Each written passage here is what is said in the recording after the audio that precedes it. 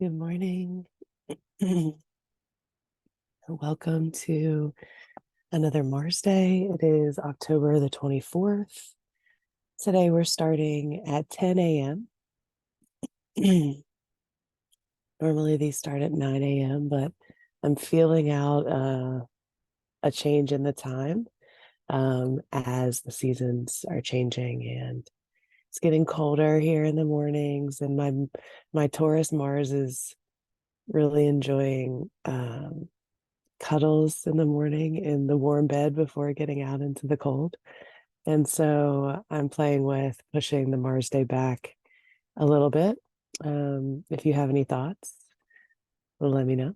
I'm not sure if it'll be 10 or if it'll be in the afternoon. I'm just feeling part of my process is to really honor my cycles and the way that I move. And as things start to feel like there's resistance that comes with them, I recognize that there's a shift that needs to happen in some way. And 9 a.m., when I was waking up organically around 7 a.m., a 9 a.m. call for me felt really organic and in alignment. And now I'm sleeping in a little bit longer. And so 9 a.m. feels more pushed and rushed. And I just don't like that vibe. My Mars is in Taurus. I like to take my time and let things kind of happen slowly and organically. So, just a little bit of insight as to what's kind of processing for me. So, any kind of feedback on if these are still helpful at all, right? Like, are you watching these? Are you enjoying them? Um, yeah, let me know. Let me know your thoughts if you feel like it. Okay. We are in the final week of October, and it is still eclipse season. At the end of this week, we have the lunar eclipse, which is a full moon eclipse. It's happening in Scorpio and in Taurus because welcome to Scorpio season. Last week, just within the last few days, actually, Mercury and the Sun both joined Mars in Taurus. No, in Scorpio. The Sun and Mercury joined Mars in Scorpio.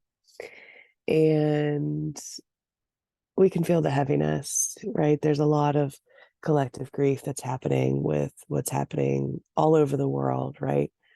There's war happening in more places than Israel and Gaza, but that has really amplified the um, potential for violence in world war and the United States kind of coming into those conversations in a deeper way, further polarizing the people within the United States and elsewhere around how to navigate this time. And again, my invitation is to recognize that human beings are sitting on in Israel and also in Gaza. And it's important to um, place our anger and frustration towards the systems and not towards the human beings. Um, there's a lot of fear for folks that are receiving more hate and seeing more, um, bullshit thrown their way, whether that's Jewish folks or, Islamophobia or upticks in, gender things, because there's also things happening politically here in the United States having to do with, our rights, our bodily autonomy rights. And so there's just a lot, right? There's a lot happening. And so just holding a moment, remembering that we're still in the United States Pluto return, we're in the middle of eclipse season. Uranus is sitting in aspect to both Israel's chart and Gaza's chart, indicating that things may continue to stir there. And so just a reminder that it's important to navigate and be with what's happening in the world. Taking breaks from social media, taking breaks from the news is important so that we can sustain our ability to fight and stand up for and advocate the folks that are struggling and in pain and scared for all the different reasons. And so it's definitely not a time to fully check out of what's happening in the world around us. It's really important in these times to continue. Sorry, I don't know what happened to me. That might be better. Okay, sorry. It's really important in these times to recognize where we need to pull back and allow ourselves to do the self-care that needs to be done so we can continue to show up in the collective with what's going on, right? But also in our own personal, individual lives and relationships. What do we have to do to nurture and take care of ourselves so that we can continue to show up as a part of the collective, but also within our own lives? So I just want to take a moment to invite some breathing just to kind of come into the space, come into your body if you've been feeling disconnected in whatever way feels organic for you. I'm just going to pause here for a couple minutes and breathe. If you're here live, feel free to chime into the chat or come off mic with things that you may be moving through or holding in this time. A word that summarizes your experience or whatever you feel like sharing. If you're here watching on the replay, feel free to take as much time as you need here to breathe and center and check in the comments if it feels accessible. So I'm just going to pause here for a couple minutes and just invite some breathing and centering into your experience, whatever that is for you in this moment.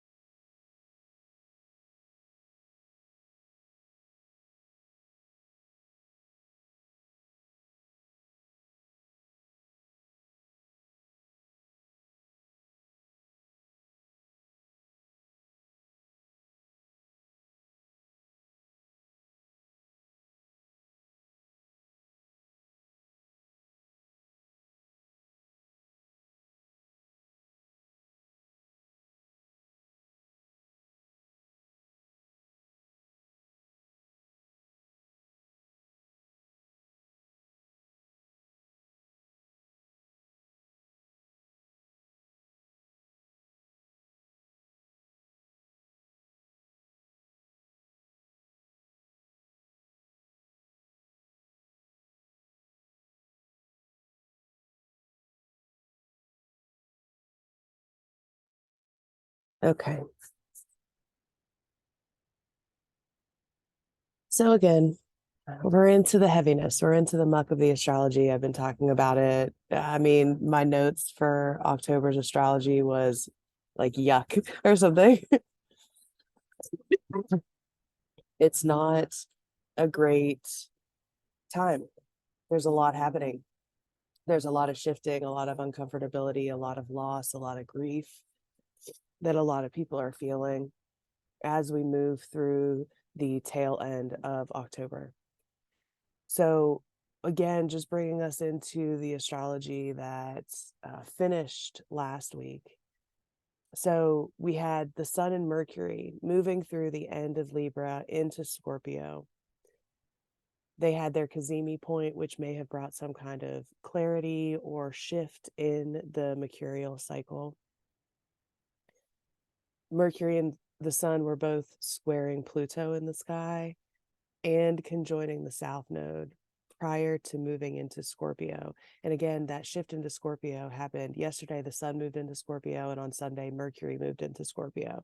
And so now the Scorpio part of your chart, whatever house that is, now has 3 planets transiting through it. So there's an influx of importance around the Scorpio part of your chart, right? So we have Mars that has been in Scorpio for a while, and now we have the sun and Mercury there as well. So our consciousness and our mercurial communication and belief processes are going to be centered more now around the Scorpio part of your chart. So looking at the themes of that house can help you indicate what's coming up around that for you. The other thing that we had that is still kind of lingering are those trines, specifically the trines with Saturn. So we had Mercury trine Saturn, which is still happening in orbit. And then today, exactly, we have the sun picking up on that same trine to Saturn. This is a water trine between Scorpio and Pisces. And this can be really stabilizing for getting some reality-based tasks done, completed in some kind of way. This could be nice to, you know, the Mercury trine to Saturn is stabilizing, right? It brings some kind of foundation.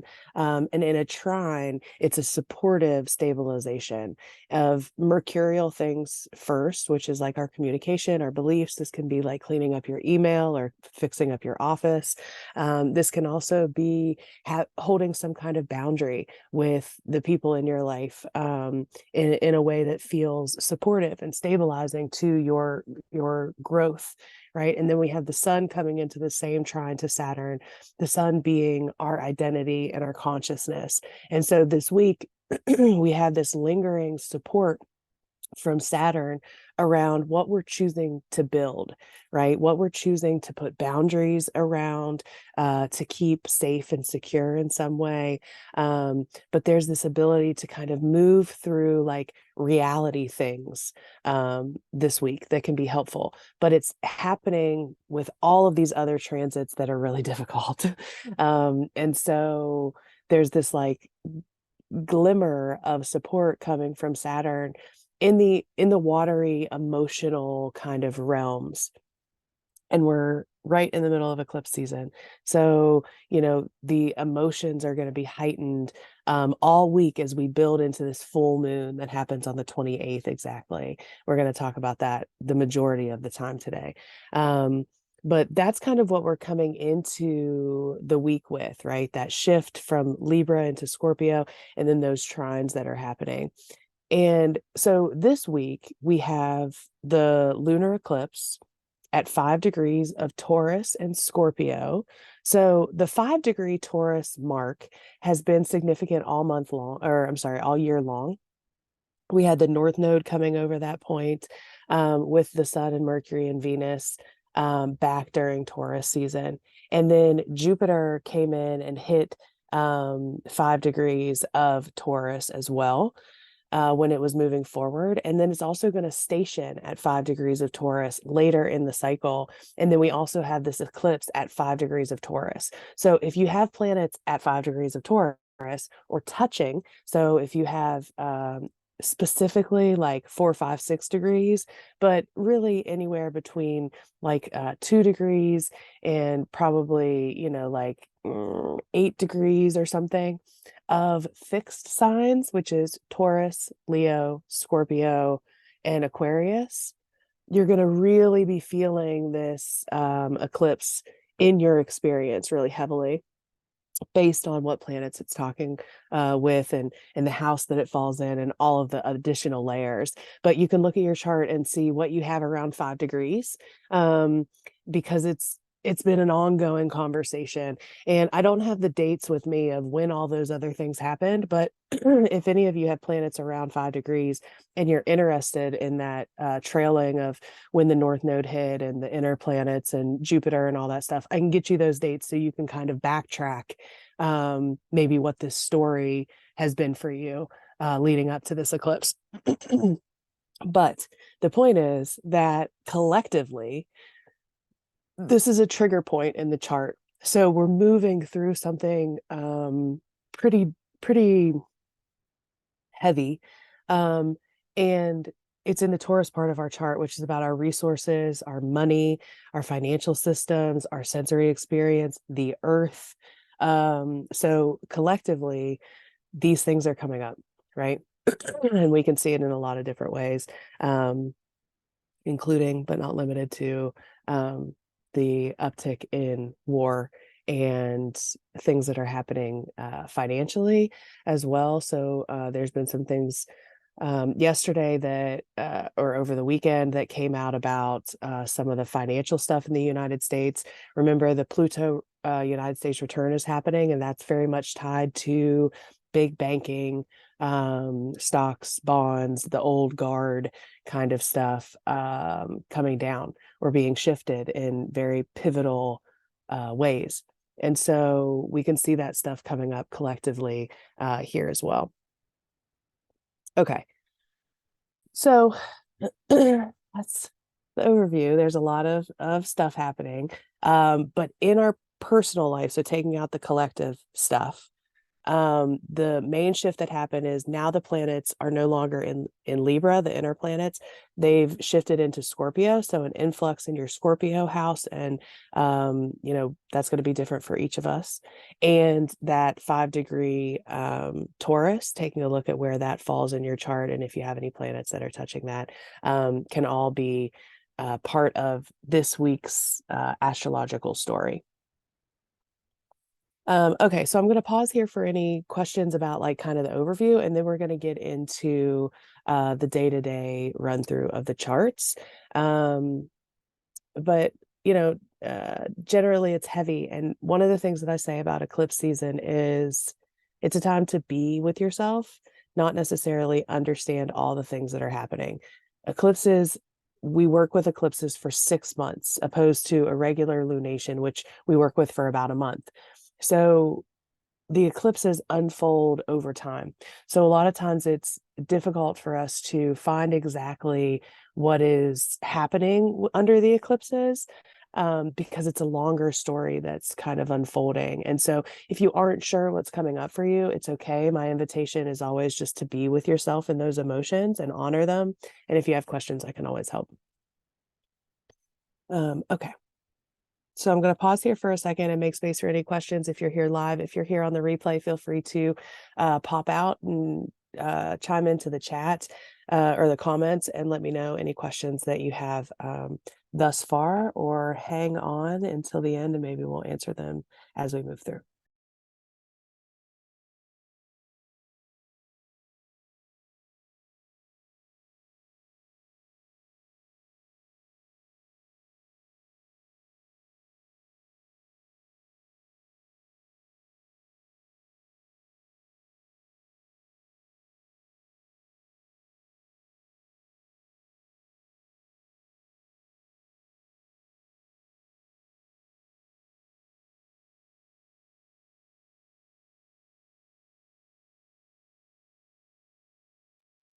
Okay, so also I'm in a new spot today, and I'm hoping that the astrology is working. No, I'm hoping that the internet is working. So we'll see, where you can let me know. Okay, so here is the astrology of the moment.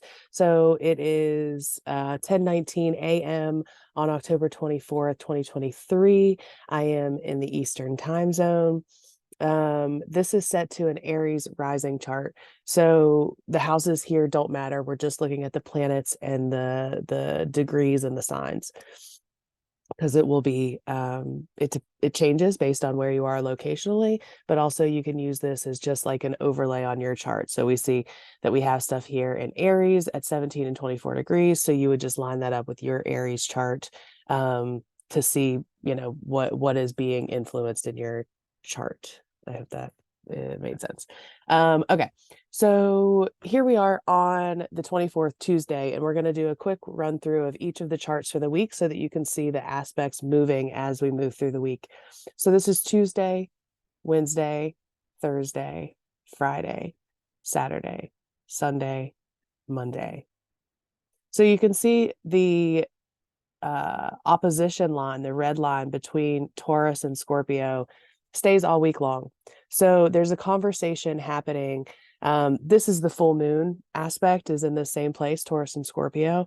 But there's another thing that's happening that's pulling that same opposition, and it has to do with Jupiter and Mercury and Mars. So they're also in an opposition throughout this week. So this opposition is going to play out for a while because once Mercury and Mars and the Sun move through this opposition with Jupiter, they're going to start picking up on the opposition with Uranus, which is at 21 degrees of Taurus. So the opposition, or when we talk about an opposition, we're talking about two polar opposite kind of energies, right? There are 12 zodiac signs, but there are 6 zodiac axes. So each opposition is an axis in the zodiac. So we have Taurus and Scorpio, which are opposite each other. It's one axis, it's two polar opposite sides of the same thread of energies. And so one of the ways we look at that with Taurus and Scorpio is Taurus is our personal resources. Scorpio is our shared resources. And so there's a lot of other ways we can get into the differences between Taurus and Scorpio, which we're not going to necessarily do here. But what you can do is find these two parts in your chart and see the houses and recognize that there's some kind of balancing or reconfiguring that's happening between those two houses in your chart for the next, about month. Now, that the Sun and Mercury are both into Scorpio, it's pulling that energy and that focus into the Scorpio part of your chart. But then we also have this lunation and these oppositions between Jupiter and Uranus that are pulling us also to focus on the Taurus part of our chart. So that brings us into a balancing, or where we can kind of swing from focusing on the Scorpio part to focusing on the Taurus part. And it can get us in this like back and forth motion of what we feel like is important, or what we need to integrate, or what we need to focus on. So there's some kind of like balancing of this axis that's happening for us starting really this week, as this is the first week that we have Taurus and Mercury both into Scorpio now. Did I say Taurus and Mercury? I meant the Sun and Mercury. Okay, so that axis, that opposition stays all week long. But so we're back now to the 24th, to Tuesday, today.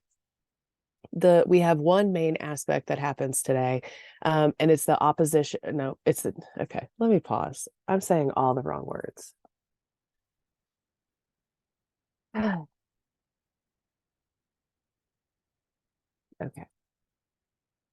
so let's start again.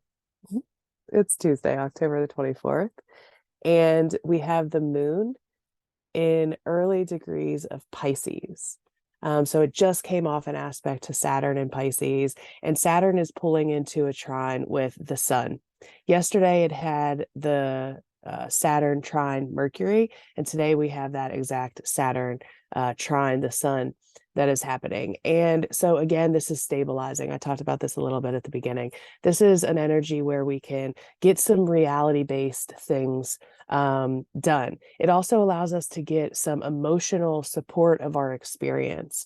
And that, again, is going to depend on where Scorpio is in your chart and where Saturn is moving through in your chart. So the Pisces part of your chart is where Saturn and the moon both are today. So there's a bit of stabilization that is available outside of all of the other chaos that's kind of been happening. There's this trine, which is really supportive. So the other thing that we're still feeling that happened last week is this T-square between the nodal axis and Pluto and the sun. And so there's still some lingering uncomfortability, still some lingering shadowy stuff that we have to deal with, because what happens is things come up under these transits and then we have to deal with them, right? So there's still some stuff here, shadowy stuff here to deal with. And you can see on this day, we have Mars at 8 degrees of Scorpio and Jupiter at 11, almost 12 degrees of Scorpio. So they're about 4 degrees away from each other, and Jupiter is moving backwards because it's retrograde, and Mars is moving forward. So they're going to meet kind of together. They're coming together. So what that means is there's a ramping up of this opposition that's happening. And when we have Mars, Mars is our ego, it's also our body, and Jupiter expands things. So we can have it very literally being like an expansion or a bloating of our body. This can also be expansion or bloating of Marsian kind of energies, which can be assertion, aggression, all of that Marsy, fiery stuff. And it's in its home sign of Scorpio, which is fire water kind of energy. And so this can feel pretty intense, and Jupiter in an opposition can kind of like just like fuel that fire. It can also give us the burst of energy that we have been looking for this week, or that we need to kind of move through something. But it can be very reactive. So just keeping in mind, that it's Jupiter kind of expanding our ego, and not only ours, but everybody else in the collective. So everybody is feeling this in different ways. So taking a moment to pause before we react can be helpful under this opposition, and it's building all week. It's what takes us into the full moon at the end of the week. So that energy is kind of lingering and building, and only gets thicker as Mercury gets closer to Mars, and they have their collective opposition with Jupiter. So it can be a big kind of explosion of energy, which can be good or bad depending on the circumstances, right? So we can use these oppositions, even though oppositions are known as more difficult aspects. It can also force us into places where, Jupiter and Mars can really expand our confidence, and it can really make us feel like we can get the thing done. But with an opposition, we can overdo it. So just, keeping in mind where you are on your confidence levels. If you need a boost, this is a really great opposition to look into. If your boost of confidence is harming other people, then maybe not so much, right? But it's all going to depend. Okay. So that is the astrology of Tuesday. And then Wednesday, we have no exact aspects, but we're still feeling everything, right? Because all of these transits from last week and the ones that are coming, the full moon, it's all building. So it's all here kind of in the background. But all we have today is the moon moving through mid Pisces. So, we can feel tired, right? Tuesday and Wednesday as the moon moves through Pisces, and a little bit dreamy, a little bit creative. And, that's nice. It might not, exactly be what we've been looking for to quote unquote get things done, but it's a really nice energy just to find a little bit of grace and compassion and empathy for our own experience, but also for the rest of the collective and things that are happening in the world. So moon moving through Pisces is sweet and dreamy and compassionate at its best. But it can also be delusional and escapism and addiction and all of these other Piscean things that can come, gaslighting, all of that stuff. So keeping aware of it and leaning into more of the positive or supportive ways that the moon in Pisces can help us move through these difficult, heavy times, right? It's a very spiritual, the moon in Pisces with Saturn and Neptune both here in that same part of the chart, can allow us a little bit of spiritual stability as we move through the mundane life heaviness stuff. So that's the only thing on Wednesday. We have that the moon, and then just all the rest of the stuff we're feeling in the background. And then we get into Thursday, October 26th, and we have the exact quincunx happening between Venus at 16 degrees of Virgo and Chiron at 16 degrees of Aries. Chiron is the wounded healer, indicating that some wounding may come up to be moved through today. It's a quincunx, so it's under the surface. It's kind of irritating. It can be something that fuels the explosion that happens or may happen under the full moon, right? But this is kind of an inkling as to what's aching under the surface. Venus is our values. It's also our finances, our relationships, beauty, love, art. This can also have to do with like advocacy and things happening in politics.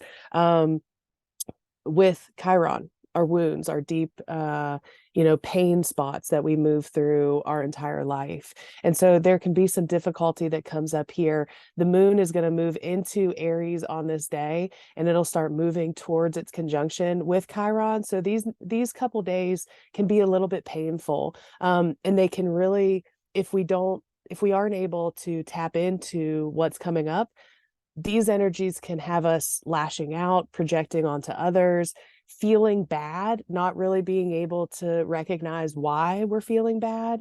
Hello, the world's a mess. But also, more specifically, it can just make us feel irritated, which, if not noticed or if not resourced, can build us into a more kind of extreme reaction or feeling or emotion or meltdown, et cetera, et cetera, et cetera. And again, if we aren't feeling it, other people are. So this is at 16 degrees of Virgo and Aries, this exact quincunx that's happening in the sky. And that's all that really happens between the trine that we talked about earlier and the full moon. So it's this like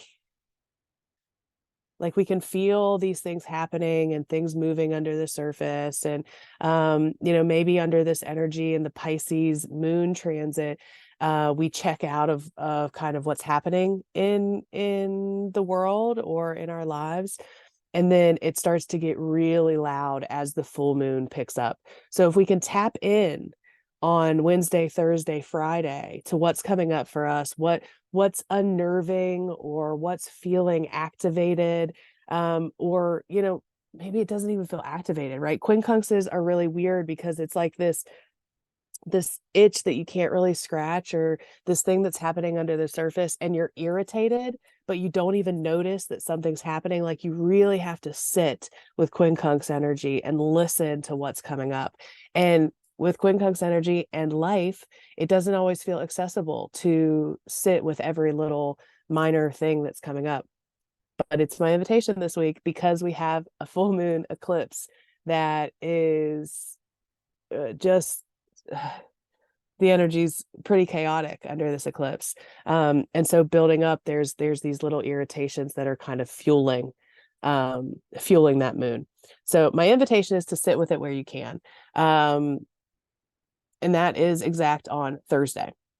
And then on Friday, the 27th, again, no exact aspects that are happening, but we can see now by this point, Mars is at 10 degrees of Scorpio. Jupiter is still at 11 degrees of Taurus. So that opposition is getting more exact. Mercury is now at 8 degrees of Scorpio, moving pretty quickly in its orbit right now. And so it's catching up to Mars, and it's also pulling into that opposition to Jupiter in Taurus. So again, kind of fueling all of those energies, amplifying the Marsian stuff. And on this day, we're still feeling that quincunx. And honestly, the trine with Saturn and the sun is still active. If we have the ability to tap into it, I would invite it, that stability, that structure. Again, this is around putting boundaries around who you are, right? Building some kind of structure or foundation to hold your entirety, the sun, right? So that you can shine your brightest light. So this is, an emotional, intuitive, spiritual kind of trying to tap into, if you can, under this energy. So we also had the moon now. It's conjunct Chiron early morning on Friday, but we're going to be feeling that kind of throughout the morning. So the moon, our emotions, our memories, our childhood, our internal landscape, our mother or nurturing parent, how we nurture as a parent or a caregiver or a lover, all of those things come up when we have the moon. And then our wounding around it because Chiron's there, and it's very personal because it's in Aries. So we can be taking things very personally Thursday, Friday, Saturday, as we have the moon moving through Aries and having that conversation with Chiron. So specifically, if you have planets around 14, 15, 16, 17, 18 degrees of Aries, you're going to be feeling that moon kind of pass through, and Chiron. If you have those planets there, Chiron's been in that area for a while. So this probably isn't new wounding that you're moving through. So it'll finish out its time through Aries on this day, and then we get into the following day, which is Saturn's Day, the 28th. The moon in the morning is now into Taurus already. Jupiter and Mars are in their exact opposition, both of them at 11 degrees of Taurus and Scorpio. Mercury is right off there at 10 degrees of Scorpio. So it's active. And it's the day of the lunar eclipse. So let's just pull up that chart. So here is the exact lunar eclipse chart. It's the opposition. It's Taurus and Scorpio. We've been talking about it most of the time today. So again, finding Taurus and Scorpio in your own chart. What houses are being touched for you? What planets do you have around 5 degrees or around 11 degrees? Because there's also this opposition that's happening with Mars and Mercury in Scorpio and Jupiter in Taurus. And so with all of this stuff activated, let's just break it down a little bit. So I've already kind of talked about Taurus and Mars. No, Jupiter and Mars, but Mercury is also here. So Mercury and Mars coming into a conjunction can be angry words, quick to react, quick to say things, right? So Mars is our action, it's our ego. Mercury is our beliefs and our communication, our friendships, our surroundings, right? So this can be um Mars and Mercury together aren't innately violent or angry. It can also just be loud, right? Kind of conversation. But we have this opposition to Jupiter, which is amplifying all of that. So it can make us, again, quick to react because the moon is also conjunct Jupiter. So our feelings, right, under this eclipse, our feelings are very present. A full moon in and of itself, the moon opposite the sun, indicates a recalibration or a rebalancing of our consciousness, the sun, and our subconscious, the moon. And so, where those things are out of alignment, our consciousness and our subconscious, the full moon can bring things up to get us back into alignment in some way or illuminate some way that our subconscious is trying to integrate into our being. And so it's an emotional transit. And then you put Jupiter there, and Jupiter expands, it puts a magnifying glass on something. It blows up anything that it's touching, and it's touching the moon, it's touching our feelings. So it can blow our feelings up out of proportion, or maybe just to where they need to be, right? Maybe sometimes we have a hard time sticking up for ourselves with what we feel, what we intuit, what we know. And Jupiter being here can give us the confidence to speak to what we know, recognizing that Mars and Mercury are here. And so it can make it feel more reactive. It can make it feel bigger, louder, stronger, more ego driven. So checking in with your ego and your motivations on this day can be really helpful and supportive, because otherwise it can just be kind of chaos. It can be a lot. There's a lot happening under this lunation. all of it happening, most of it happening in the Taurus Scorpio parts of your chart. So finding that in your own chart can help you understand how you're going to be moving through it, or looking at it in your loved ones' charts to kind of understand what might be coming up for them. But remembering that everybody in the collective is feeling this opposition somewhere in their life. Somewhere they are feeling their emotions being expanded. Somewhere they are feeling their voice getting magnified by this opposition to Jupiter. They're getting a little more confidence or a little more energy towards what they say, what they believe, right? Mercury and Mars. And this is all helping us expand our consciousness, the sun, the full moon. But it is really chaotic, and it's really hard to hold collectively. And so I will be watching what happens collectively. Um, you know, I took a break from social media last week under that astrological weather, and I'm really happy I did. Like, I didn't check out of what was, I still was listening to, what was happening globally and staying in connection with what's happening in the world. But it allowed me to stay away from like the projections of other people and the back and forth and all of that kind of noise. Because that's the other thing. This Jupiter opposition to Mercury and Mars is a lot of noise, right? So there can be a lot of stuff that's going to be coming out or talked about that really is just nonsense, not true. There can be a lot here. So tapping into your motivations, tapping into your truth, tapping into your alignment, can definitely be helpful and supportive as we move through. Again, if you're looking for a boost of confidence, if you need support in standing up for yourself, your rights, this is great energy for it. This is great if you want to like go and strike, right? This is great if so I'll be interested to see what's happening in the labor movements by the end of this week. And honestly, politically in general, Jupiter's here. Just coming off of that quincunx with Chiron and Venus earlier in the week. So I'll definitely be paying attention to what's happening politically and globally, but also in my own experience. I'm going to tap into my motivations and make sure that I'm acting from those, because Mars is the ego and it's getting blown up by Jupiter. Jupiter's also blowing up our emotions, and not only that, but we still have the nodal axis, which the nodes are tied to the eclipses, squaring Pluto, which is on the United States, Pluto degree. And so it's chaos collectively. So focusing on your own motivations and your own values and acting from that place is the invitation. We can only do our best. Don't try not to abandon yourself under this energy. Try not to rationalize and think through what you're moving through, your feelings, your emotions, because that doesn't feel accessible, right? Mercury, our intellect, the way we move through and think through and understand things, is really busy, and it's really being weighed down by other planets and other planets' motivations.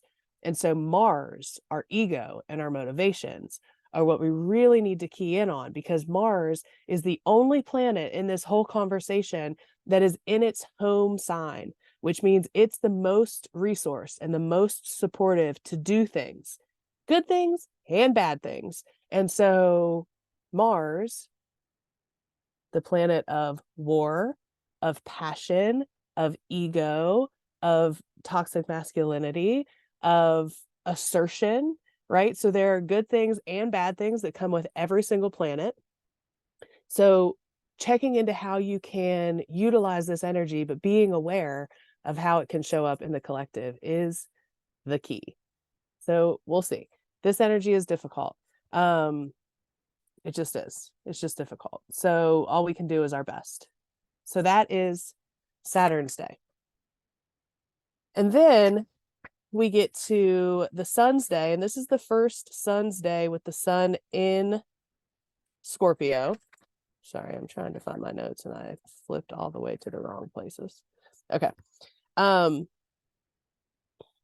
Okay, so then we get to the sun's day. And this is the first Sunday with the sun in Scorpio. So if you do planetary day stuff, this is your first one with the sun in Scorpio. And the only other thing that's happening on this day is that exact conjunction between Mars and Mercury. So this is really good. Again, the anytime two planets come together, they're having a conversation, they're merging their ideas. Sometimes they're fighting, right, to be able to impose their motivations or ideas onto the other planet. Mars and Mercury. Mars is the body, Mercury is the mind. So this is a really good time to come into some kind of alignment with our thoughts and our body, our beliefs, and our ego, Mars, right? This is also, there might be things that come up here around mask friendships. So masculine, like masculine people in our lives and the friendships that we have with them.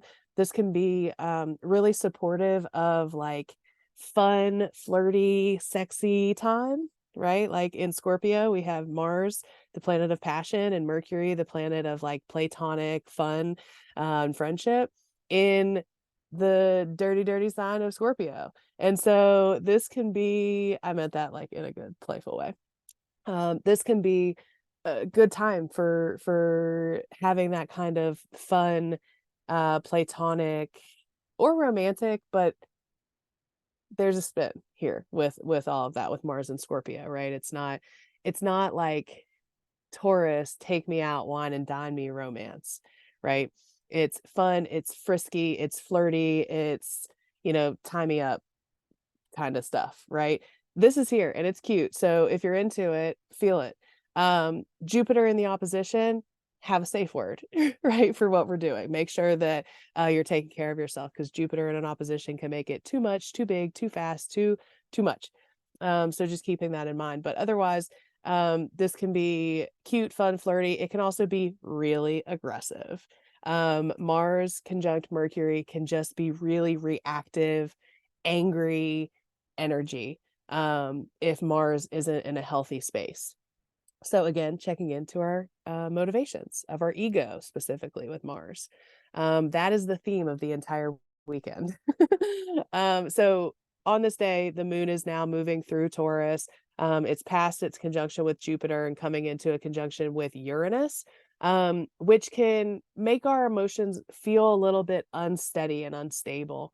So nourishing your nervous system under this moon transit can be very supportive if you can get out into nature, if you can do breath work, if you can, whatever ways, somatic stuff, whatever ways that you nourish your nervous system.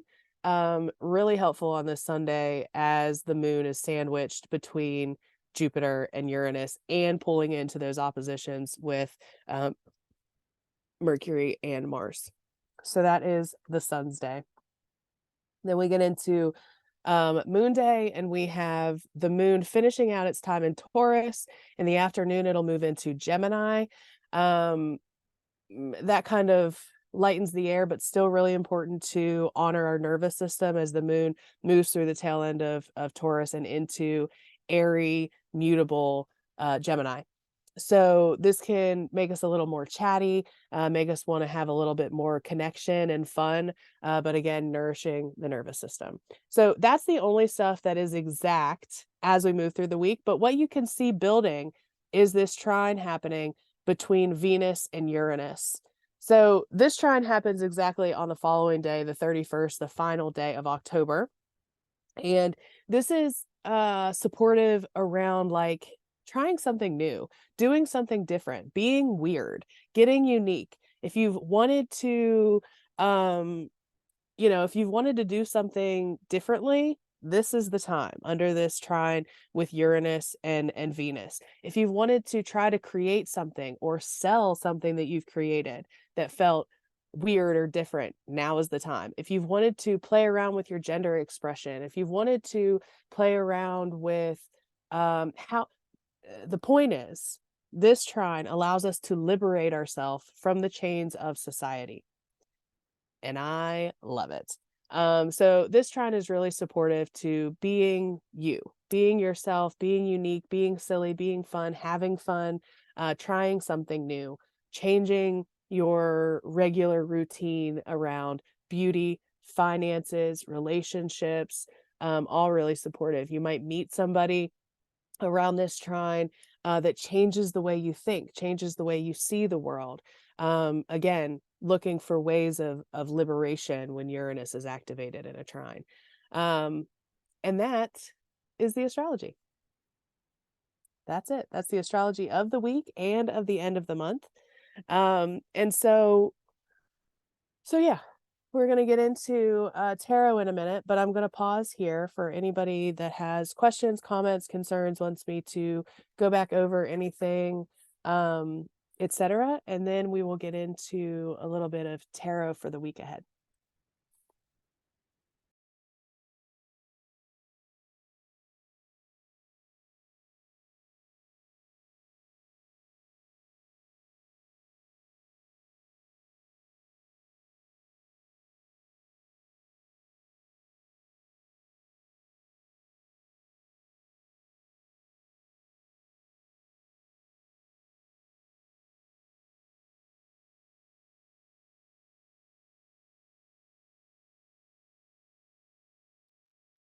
Okay.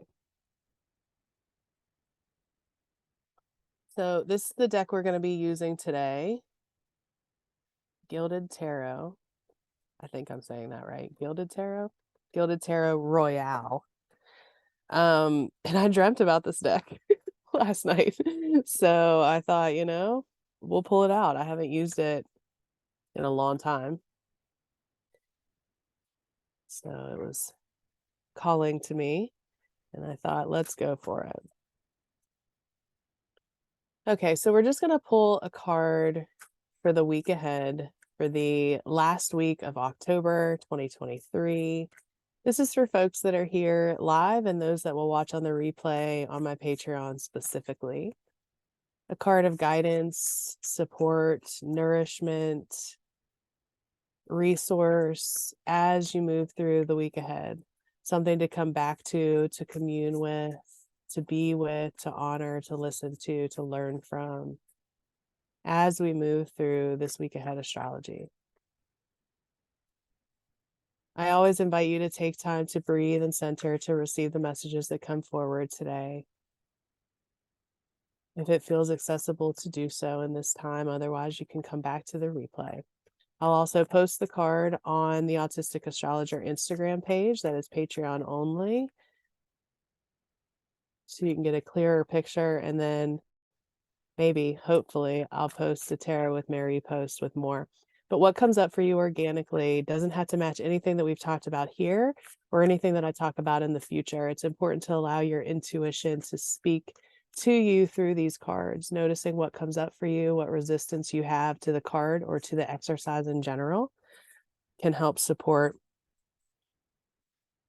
what you're moving through. Okay, so we had a little jumper that I'm going to sit there to the side.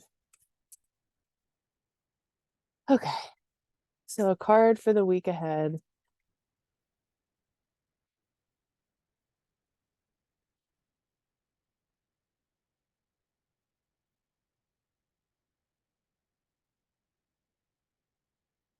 So this one is, sorry if you can't see this, I know it's a little blurry. Seven of Wands. So being with that for a moment. Noticing what comes out for you. And the jumper that we pulled is the Five of Pentacles. So we have the Five of Pentacles and the Seven of Wands that came out to us this week.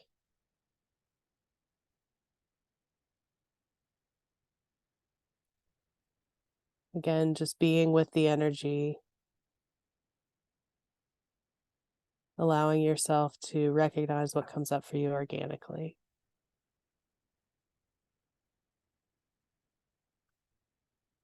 Okay, so again, I will post pictures.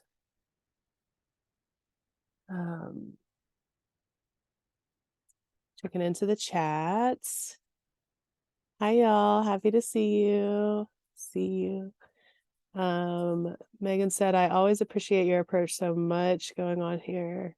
So much going on here for information, support, encouragement, acceptance, and validation. It's as if I say, I am, and in this space, it is echoed back to me. Thank you. Thank you for sharing that. Thank you for being here. They said jumpers are my fave. Yeah, me too. Sometimes I don't share them here because I don't know if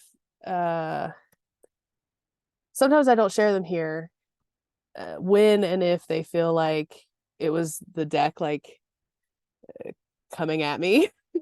You know. But this one felt more like it was the deck coming at y'all. So I did share it. Okay, so here, no, we're upside down and backwards. Here are the cards again. 7 of Wands, 5 of Pentacles. I'll post it all when I get to it. I appreciate you being here. Thank you so much. Let me know. Check in whenever, wherever. Happy to be in space with you.